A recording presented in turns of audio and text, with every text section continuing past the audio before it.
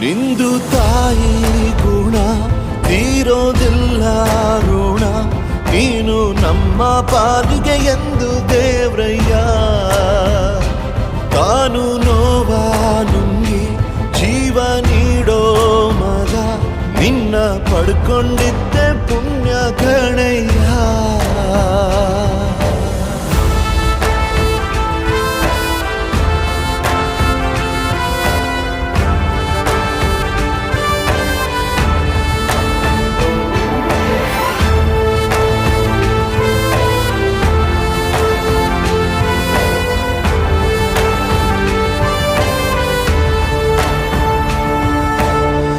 ಅನ್ನ ಕೊಡೋ ಭೂಮಿನು ಹೊಗಳುತ್ತಿದೆ ನಿನ್ನನ್ನು, ಊರನ್ನೇ ಬೆಳಗೋ ವಜ್ರ ನೀನು.